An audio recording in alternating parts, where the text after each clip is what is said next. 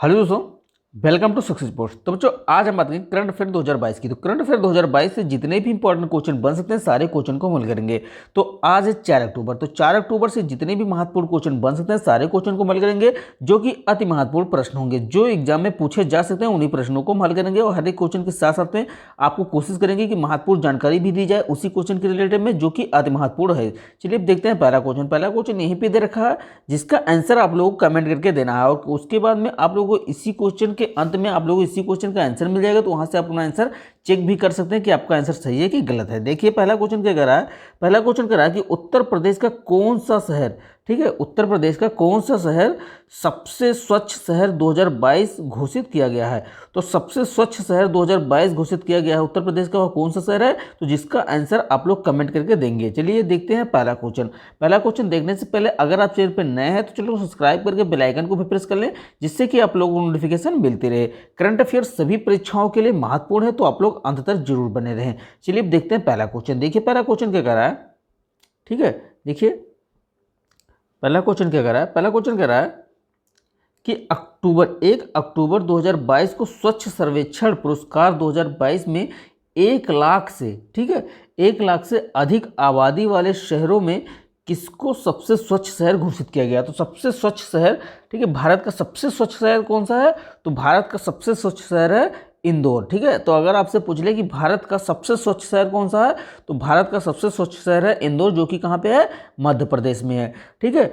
और उत्तर प्रदेश का, तो उत्तर प्रदेश का गोंडा जिला, ठीक है, उत्तर प्रदेश का गोंडा जिला, ठीक है, स्वच्छ सर्वेक्षण में उत्तर प्रदेश का सबसे स्वच्छ शहर पहले स्थान पर है। कौन सा जिला, तो गोंडा, जो कि सबसे पहले स्थान पर है उत्तर प्रदेश में, ठीक है, जो कि स्वच्छ शहर में है।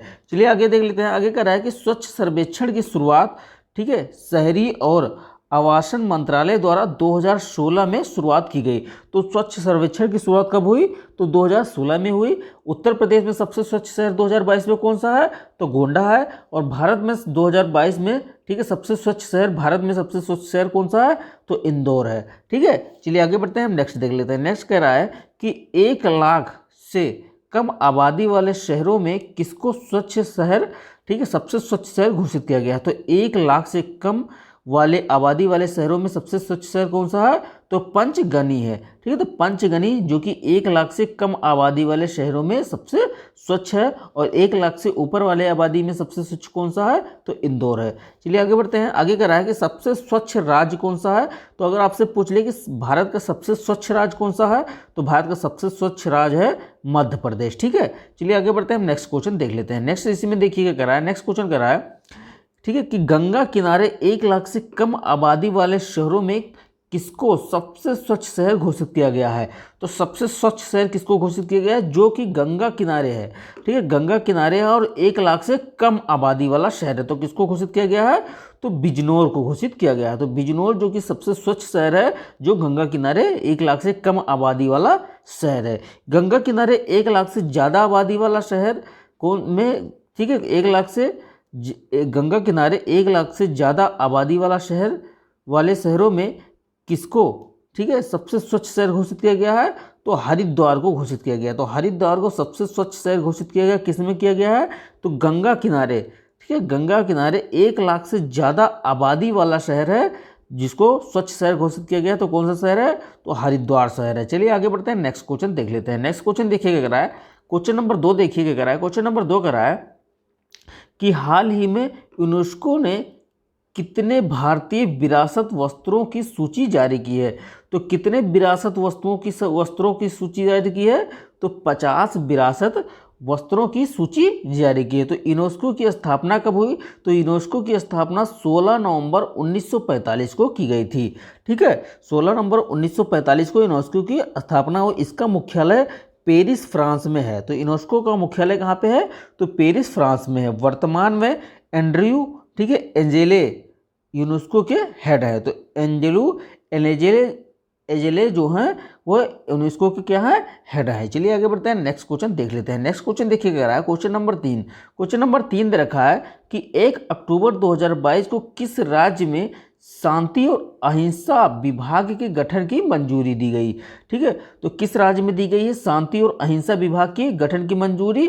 तो राजस्थान में दी गई है। तो राजस्थान राज्य में शांति और अहिंसा विभाग के गठन की मंजूरी दी गई है। चलिए आगे बढ़ते हैं, नेक्स्ट क्वेश्चन देख लेते हैं। क्वेश्चन नंबर 4 देखिए कर रहा है, क्वेश्चन नंबर 4 कर रहा है कि भारत में मोबाइल नेटवर्क में 5G की शुरुआत ठीक है अब से हुई है। तो भारत में 5G की शुरुआत 1 अक्टूबर 2022 से हुई है। चलिए आगे बढ़ते हैं, नेक्स्ट क्वेश्चन देख लेते हैं। ठीक है, तो इसमें महत्वपूर्ण जानकारी दे रखी है। तो महत्वपूर्ण जानकारी देखिए कि भारत के प्रधानमंत्री नरेंद्र मोदी द्वारा ठीक है इंडियन मोबाइल कांग्रेस कॉन्फ्रेंस नई दिल्ली में इसकी शुरुआत हुई है। तो इंडियन मोबाइल कांग्रेस कॉन्फ्रेंस नई दिल्ली में इसकी शुरुआत हुई है। ठीक है, इसका उद्देश्य है कि अगले 2 वर्षों में पूरे भारत में 5G सेवा शुरू हो। तो पूरे भारत में 5G सेवा शुरू कितने दिन में होगी? तो 2 वर्षों में होगी। ठीक है, तो किसके द्वारा होगी? तो इंडियन मोबाइल कांग्रेस कॉन्फ्रेंस नई दिल्ली में हुई है इसकी शुरुआत। चलिए कह रहा है कि 5G में 20 GB प्रति सेकंड स्पीड होगी, मतलब 20 GB ठीक है 20 GB की प्रति सेकंड की स्पीड होगी 5G नेटवर्क में। चलिए आगे बढ़ते हैं, नेक्स्ट क्वेश्चन देख लेते हैं। नेक्स्ट क्वेश्चन देखिए क्या है, क्वेश्चन नंबर 5। तो क्वेश्चन नंबर 5 है कि 1 अक्टूबर 2022 को किन 2 राज्यों में सशस्त्र बल विशेष शक्तियां अधिनियम ठीक है AFSPA को ठीक है 6 महीने के लिए 30 मार्च 2023 तक बढ़ा दिया गया है। तो किस राज्य में बढ़ा दिया गया है? तो अरुणाचल प्रदेश और नागालैंड में बढ़ा दिया गया है। ठीक है, तो AFSPA का फुल फॉर्म क्या होता है? तो AFSPA का फुल फॉर्म होता है armed force special power act. ठीक है, तो armed force special power act होता है AFSPA का फुल फॉर्म। ठीक है, तो AFSPA अधिनियम कब आया? तो अधिनियम 1958 में लाया गया था। इससे सशस्त्र ठीक है सशस्त्र बल के हाथ में ठीक है सशस्त्र बल के हाथ में बढ़ती है, मतलब बढ़ोतरी है। चलिए आगे बढ़ते हैं, नेक्स्ट क्वेश्चन देख लेते हैं। नेक्स्ट कह रहा है कि अशांत क्षेत्र घोषित किया जाएगा ठीक है अशांत से क्षेत्र घोषित किया जाएगा वहाँ यह लागू होगा। तो जहाँ भी अशांत क्षेत्र घोषित किया जाएगा वहाँ पे यह लागू किया जाएगा। क्या? तो AFSPA अधिनियम लागू किया जाएगा। तो AFSPA का फुल फॉर्म आप लोगों को बता दिया गया है। चलिए आगे बढ़ते हैं, नेक्स्ट क्वेश्चन देख लेते हैं। क्वेश्चन नंबर 6 देखिए क्या कह रहा है। क्वेश्चन नंबर 6 कह रहा है कि 1 अक्टूबर 2022 को किसे केंद्रीय रिजर्व पुलिस बल CRPF का नया महानिदेशक नियुक्त किया गया है? तो CRPF के नया निदेशक किसे नियुक्त किया गया है? तो सुजाल लाल ठीक है सुजाय लाल ठीक है थायोसन को। तो सुजाय लाल थायोसन को ठीक है CRPF का महानिदेशक नियुक्त किया गया है। तो केंद्रीय रिजर्व पुलिस बल CRPF की स्थापना कब हुई? तो 1939 को हुई। तो CRPF की स्थापना 1939 को हुई थी, लेकिन सी का मतलब ठीक है क्राउन था। तो सी का मतलब क्राउन था, लेकिन आज़ादी के बाद 1949 में एक अधिनियम आई जिसमें इसका नाम केंद्रीय रिजर्व पुलिस बल CRPF कर दिया गया। तो सबसे पहले क्या था? सी का नाम क्या था? क्राउन था, लेकिन बाद में क्या कर दिया गया? सी का मतलब क्या कर दिया गया? केंद्रीय कर दिया गया है। चलिए आगे बढ़ते हैं, नेक्स्ट क्वेश्चन देख लेते हैं। नेक्स्ट क्वेश्चन देखिए कह रहा है क्वेश्चन नंबर 7। क्वेश्चन नंबर 7 कह रहा है कि किसकी भविष्यवाणी के अनुसार महारानी ठीक है क्वीन एलिजाबेथ की 94 वर्ष की उम्र में निधन हुआ है, सच हुआ है। ठीक है, तो किसकी भविष्यवाणी थी? तो भविष्यवाणी थी नास्त्रेदमस की। तो नास्त्रेदमस की भविष्यवाणी थी कि एलिजाबेथ को 94 वर्ष की उम्र में इनकी मृत्यु होगी या फिर निधन होगा। ठीक है, तो नस्त्रेदमस जो कि नस्त्रेदमस के द्वारा की गई भविष्यवाणी 400 साल बाद सही साबित हो गई है। ठीक है, नस्त्रेदमस एक फ्रांसीसी भविष्य वक्ता थे। तो नस्त्रेदमस ठीक है एक भविष्य वक्ता थे। कहाँ के थे? तो फ्रांसीसी थे।